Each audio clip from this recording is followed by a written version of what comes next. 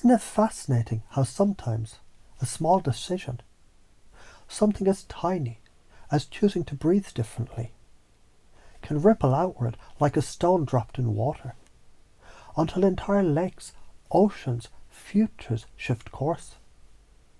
Because when you think about this desire to be saved, it's like sitting in a boat drifting, waiting for a rescue ship that never launches, while the oars are literally in your hands, and your unconscious mind already knows that every moment you don't row, currents drag you somewhere darker, deeper, places where weeds tangle ankles, where driftwood strikes, until you realise the cost of inaction is decay.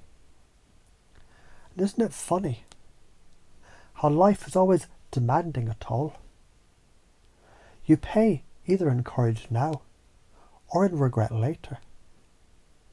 And the interest rate on regret, it's merciless, compounding daily. So consider the ramifications. If you keep waiting, if you keep hoping for a saviour, how many years drain out like sand through open fingers? How many relationships rot because you hand people your power, then resent them for holding it? How much money, time, energy is wasted feeding addictions, scrolling screens, chasing shortcuts, when the direct path, standing tall, taking action, was always right here? And when you zoom out far enough, you see civilizations collapse when people stop taking responsibility. Empires crumble when everyone waits for someone else to fix it. But civilizations rise when individuals grow spines, stand up and embody their own authority. So this isn't just personal, it's archetypal. When you stop waiting to be saved, you plug back in to a current as old as humanity itself. The hero's journey, the one where the ordinary person realizes, I'm the one I was waiting for. And maybe you already notice how you've done this in small ways. The time you picked yourself up after a heartbreak and nobody applauded, but you kept moving. That morning you dragged yourself out of bed when the depression whispered, don't bother. That little win, every one of those moments was you, saving you. And if you can do it once, your unconscious mind knows you can repeat it, scale it up, automate it, because the nervous system learns to repetition. Every small act of bravery, it's a rep at the gym of destiny. Neuroplasticity doesn't lie. What fires together, wires together. And right now, every breath you take is wiring. I'm my own saviour, deeper, stronger, sharper.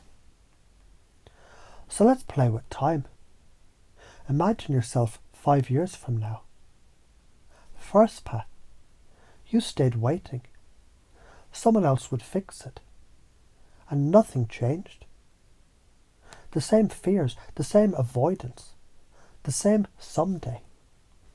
And isn't it sad how that future version of you looks back, angry, bitter, whispering, why the fuck didn't I just move?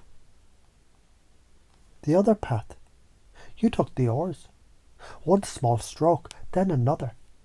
And 5 years later, your body feels lighter, stronger, alive. Your relationships sparkle with respect.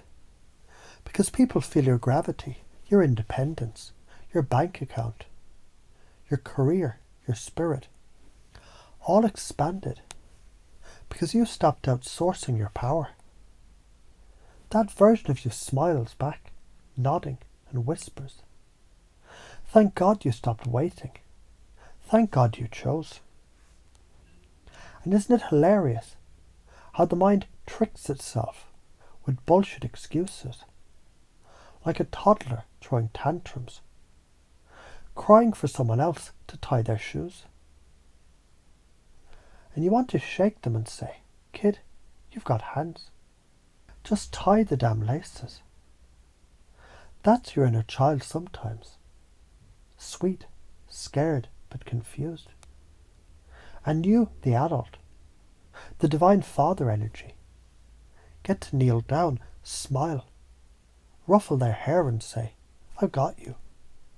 But you also got you. Let's do this together." So even now, your unconscious can recognize the cost of waiting. And even now, you can feel the thrill of taking back control. Because every cell in your body already knows how to rise, how to move, how to lead. So let that part of you, the strong, fiery, unstoppable part, begin to take center stage now. And as it does, notice how the fear shrinks, the dependency fades, and the empowerment grows roots. Because here's the truth, my friend. Karma always cashes checks. If you sit and wait, you get weakness, stagnation, suffering. If you rise and act, you get freedom, respect, evolution. And which one sounds more like the destiny that you were born for? So as your unconscious integrates this now, you realize wanting to be saved was always a child's dream. But living as your own savior, that's the adult's power. That's the warrior's gift. That's the scientist's truth. That's the mystic's liberation. And now, without trying, you've already begun. Because you're no longer waiting for the rescue boat. You're rowing. And every pull moves you closer to the shore of your own freedom. And the deeper truth echoes now. No one's coming, because you already came.